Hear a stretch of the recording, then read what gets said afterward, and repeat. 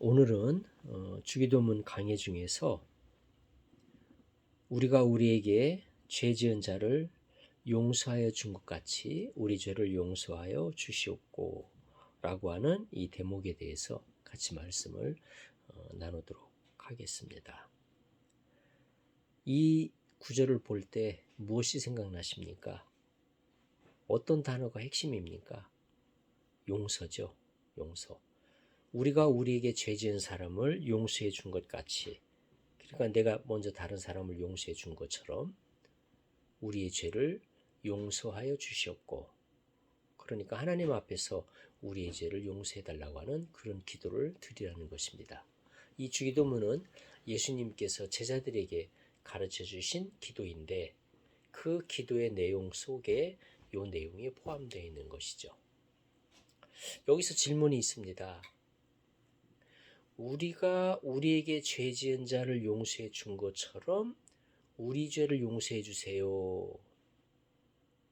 이것이 맞는 순서인지, 아니면 하나님이 우리의 죄를 용서해 주셨으니 우리가 다른 사람을 용서하게 해 주십시오 라고 말하는 것이 맞는 것인지, 아마 이런 질문을 하는 사람도 있을 것입니다. 하나님이 우리를 용서해 주셨으니 그것처럼 우리도 다른 사람을 용서하게 해주세요. 이렇게 기도하는 사람도 있을 수 있겠죠. 그래서 어떤 사람은 이게 순서를 바꿔야 되는 거 아니냐, 그렇게 얘기하는 사람도 있어요. 주기도문을 우리가 임의로 바꿀 수 없죠. 그렇죠? 예수님이 제자들에게 가르쳐 주신 기도인데 그 기도를 우리가 임의로 바꿀 수 없죠. 내게 편하다고, 내 생각에는 이게 맞는 것 같다고 할 수 없는데, 자, 그러면은 그렇게 얘기하는 사람에 대해서 우리는 어떻게 답변을 해야 될까요? 성경에는 그 두 가지를 다 얘기하고 있습니다. 놀랍죠? 맞습니다. 우리 성경에 보면 그 두 가지를 다 얘기하고 있는데, 우리 골로새서 3장 13절에 보면은 누가 누구에게 불만이 있거든 서로 용납하여 피차 용서하되 주께서 너희를 용서하신 것 같이 너희도 그리하고, 그러니까 주님께서 우리를 용서하신 것 같이 너희들도 피차 용납하고 용서해라, 이렇게 말씀을 하셨어요. 그러니까 이건 뭐예요? 주님께서, 하나님께서 우리를 용서하신 것 같이 너희도 피차 용서해라. 그러니까 바로 순서가 하나님이 먼저 우리를 용서했고 그것처럼 피차 용서해라, 그렇게 말씀하고 있거든요. 에베소서 4장 32절에 보면은 서로 친절하게 하며 불쌍히 여기며 서로 용서하기를, 여기 용서가 나오죠. 서로 용서하기를 하나님이 그리스도 안에서 너희를 용서하심과 같이 하라. 하나님이 그리스도 안에서 우리를 용서하신 것처럼 서로 용서하라는 거예요. 그러니까 이것도 뭐예요? 하나님이 우리를 용서하셨어요. 그것처럼 서로 용서해라. 그러니까 순서가 하나님 우리를 용서했고 그것을 본받아서 다른 사람 용서해라. 서로 피차간에 서로 용서해라. 그렇게 이제 말씀을 하시고 있거든요. 그래서 이게 순서가 반대도 있다.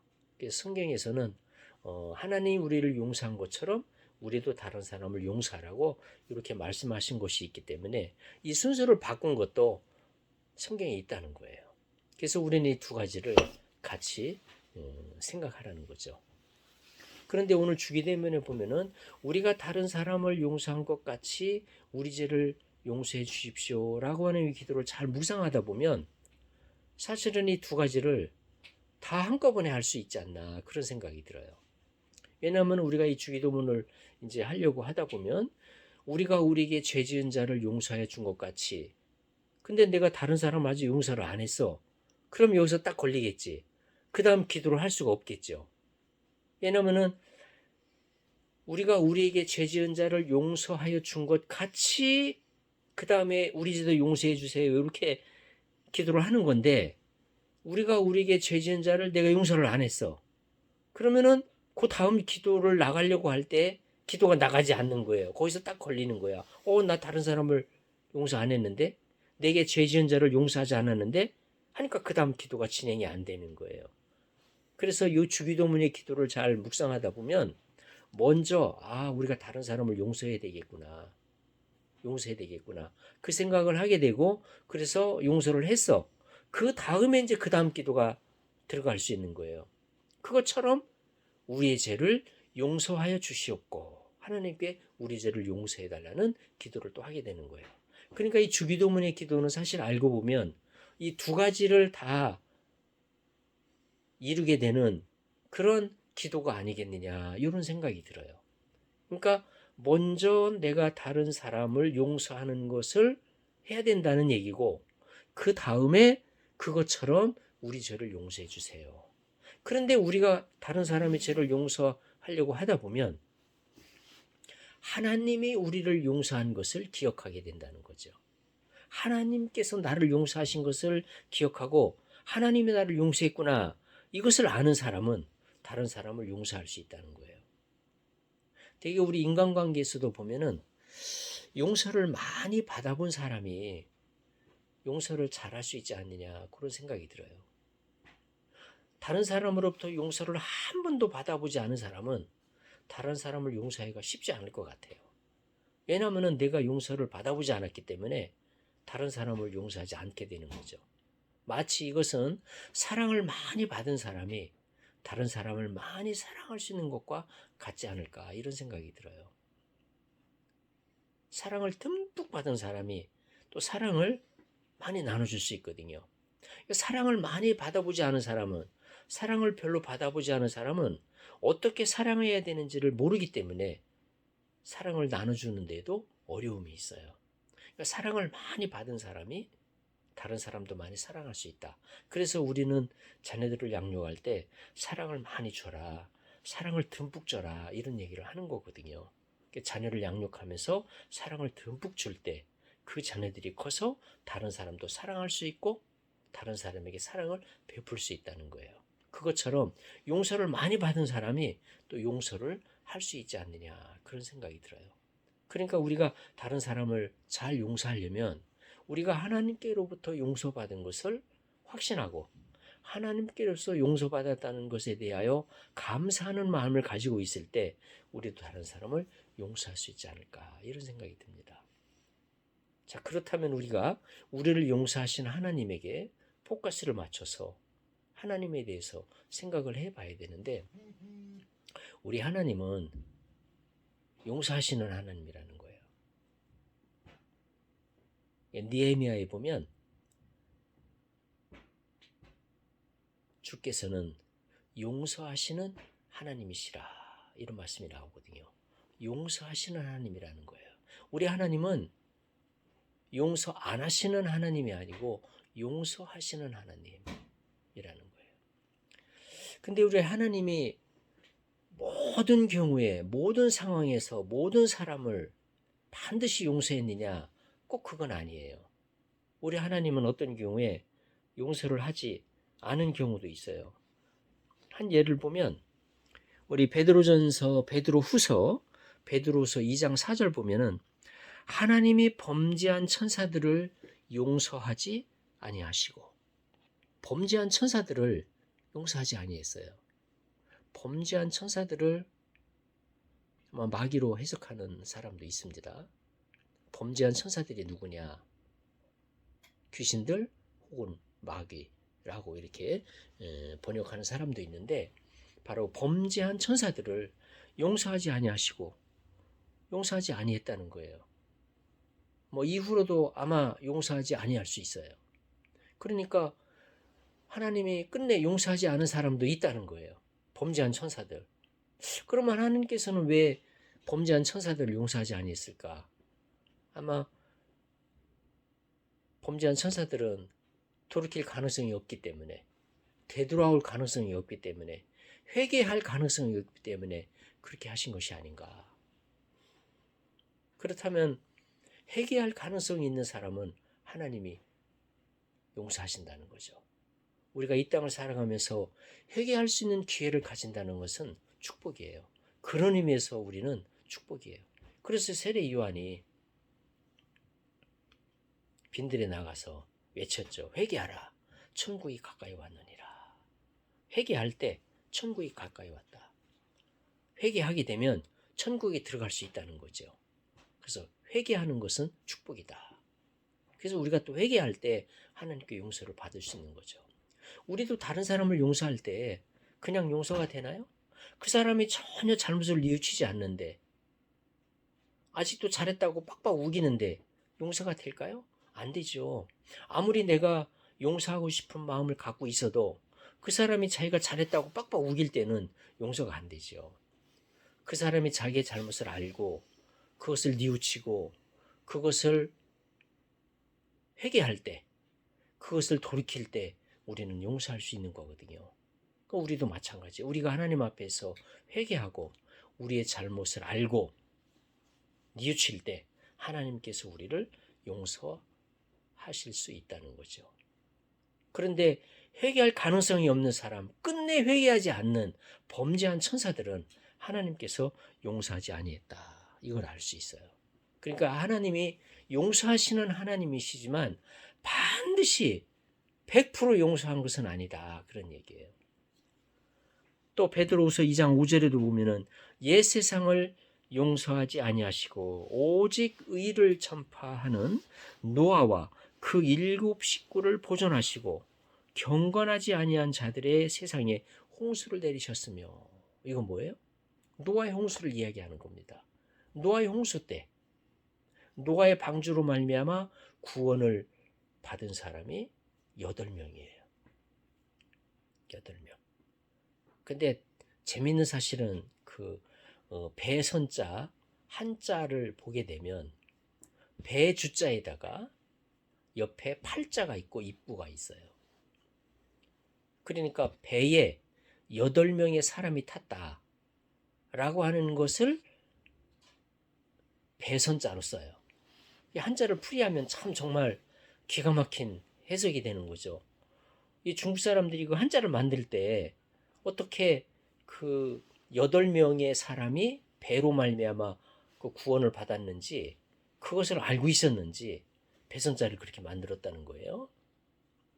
그런데 그 노아 홍수 당시에 그 배로 구원받은 사람이 8명, 나머지는 다 죽었거든요. 근데 용서 안 한 거예요.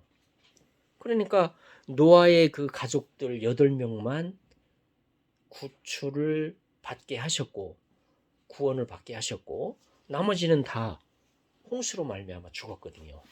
그러니까 그때 당시에 노아의 가족 외에는 용서하지 아니했다는 거예요. 그래서 여기 말씀에 옛 세상을 용서치 아니하시고 용서하지 아니하셨다. 그러니까 노아의 홍수를 하나님이 그 심판할 때 다 용서한 건 아니에요. 용서받지 못한 사람들도 있었다. 물론 그 사람들의 육체는 심판을 했고 그 사람들의 영혼을 구원하는 부분에 대해서는 그거는 하나님 몫이에요. 그 부분까지는 우리가 알지 못해요.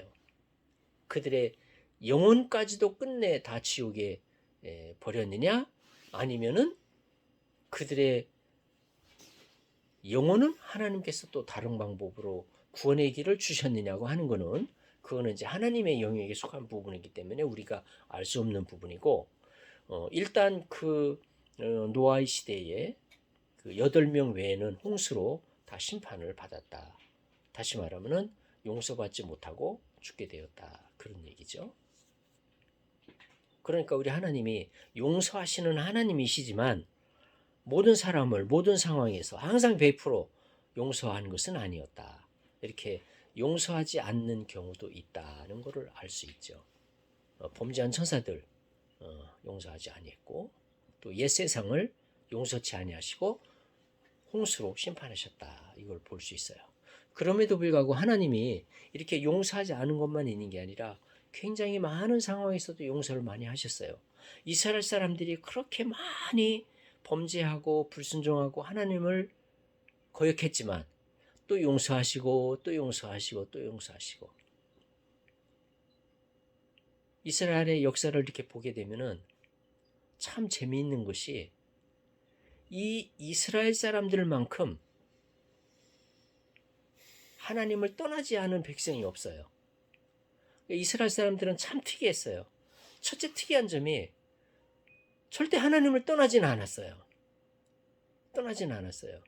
그런데 또 재밌는 거는 이스라엘 사람들의 역사를 쭉 돌아보게 되면은 이스라엘 사람들이 한 번도 전적으로 하나님께 순종을 해보지도 않았어요.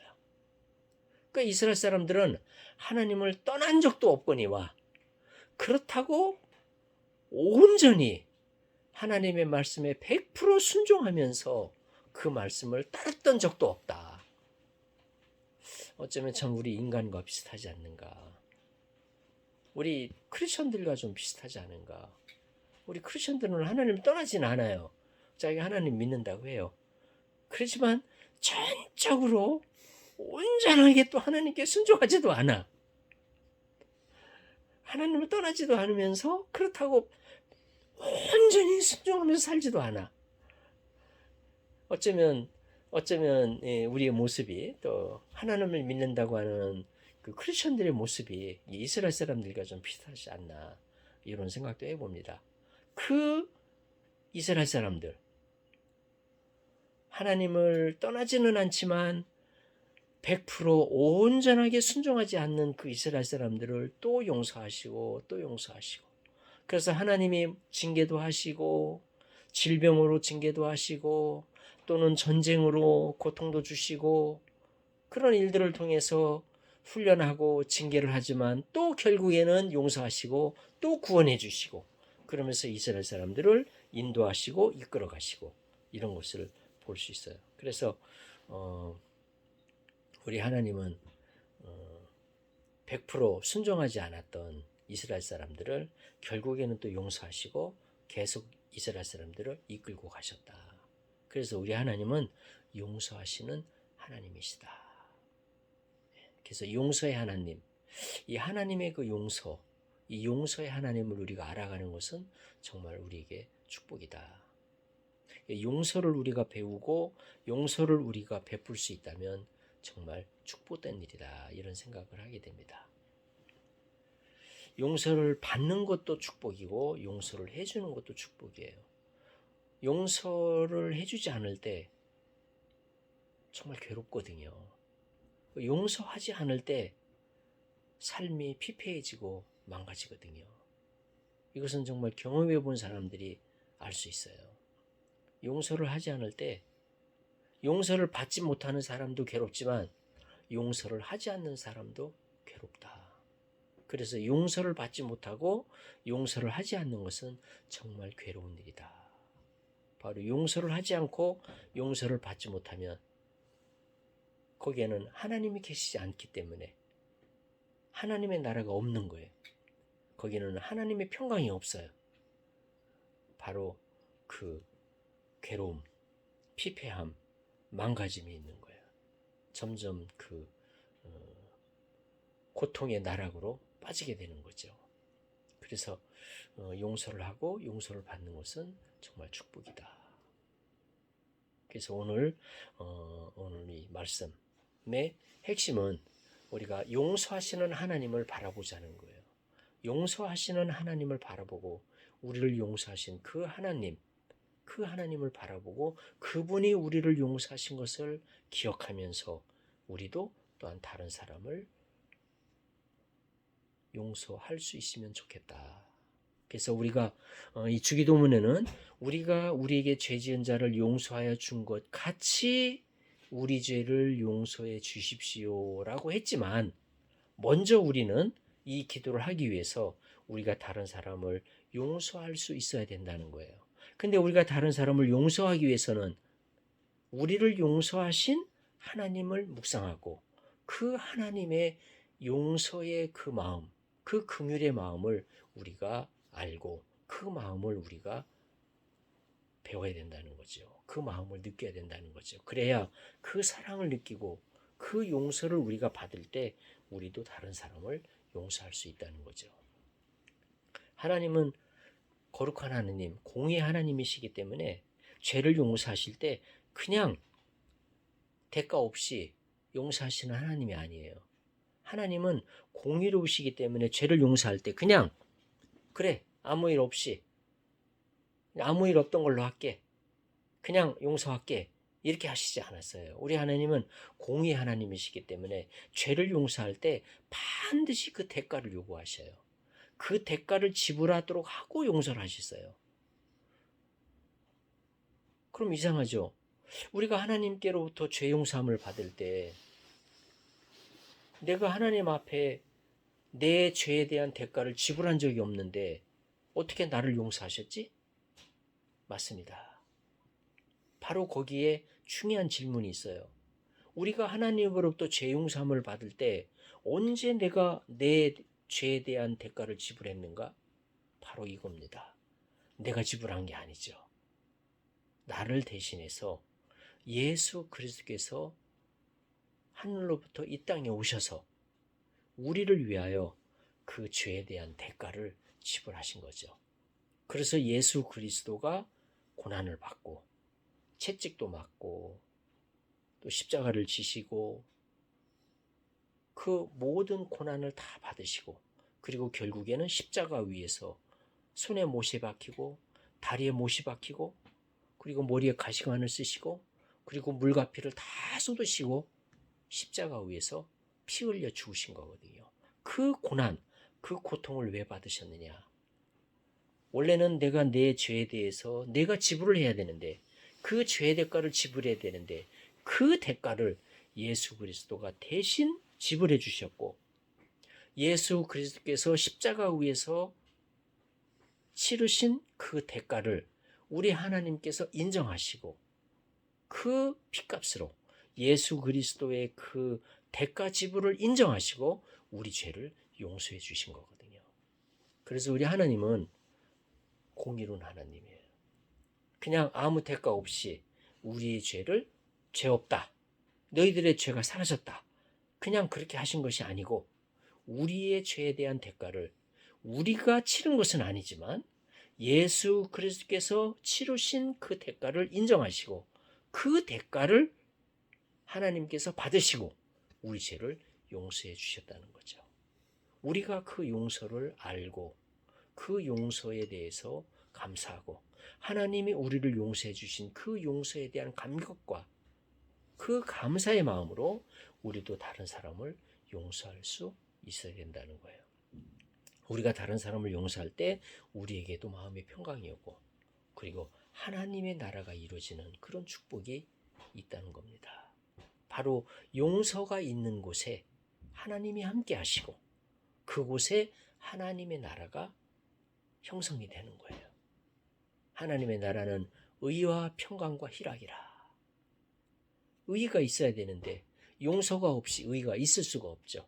그리고 용서를 할 때 평강, 평화의 마음, 화목의 마음, 평강의 마음이 있고 그리고 그럴 때 희락과 기쁨이 나타나게 된다는 거예요.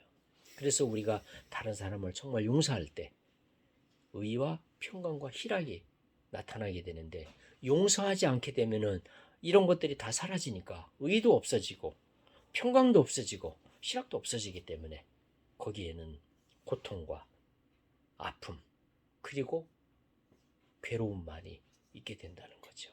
그래서 용서하지 않는 것이 정말 보복인 것 같지만 그러나 그 보복이 상대에 대한 보복도 되지만 자기 자신에 대한 보복도 될 수 있다는 거예요. 자기 자신을 정말 죽이는 그런 보복도 될 수 있다. 그래서 용서하지 않는 것은 상대를 죽이는 것도 되지만 자기 자신을 죽이는 것도 된다. 그래서 우리는 여기에서 벗어나야 된다는 거죠. 그래서 먼저 우리 하나님께서 예수 그리스도의 그 핏값으로 말미암아 예수 그리스도께서 우리를 대신하여 그 죄에 대한 대가를 치른 것을 인정하시고 우리를 용서해 주신 것을 우리가 믿고 받아들이고 그것에 대한 감사함으로 그 감격으로 우리도 다른 사람을 용서할 때 용서하시는 하나님, 용서의 하나님, 긍휼의 하나님, 포용하시는 하나님, 그 하나님의 그 나라가 그 안에 이루어지고 그러므로 그 안에 의와 평강과 희락이 넘치는 그런 나라가 만들어질 수 있다는 거죠. 그래서 우리가 주기도문 오늘 이 구절 우리가 우리에게 죄진 자를 용서해 준 것 같이 우리 죄를 용서해 주시옵고라고 하는 기도를 할 때 우리는 먼저 다른 사람을 용서할 수 있는 마음을 가져야 되고, 우리가 이 주기도문을 외우면서, 우리가 이 주기도문을 하나님께 올리면서 우리가 다른 사람을 용서할 수 있는 그런 마음을 가질 수 있도록 그렇게 하나님 앞에 기도하는 그런 마음으로 기도를 올리면 좋겠다 하는 것입니다. 오늘 이 주기도문의 강의를 통해서 앞으로 이 기도를 할 때마다 늘 그런 마음으로 기도하시는 우리 모든 성도님들 되시기를 축원합니다.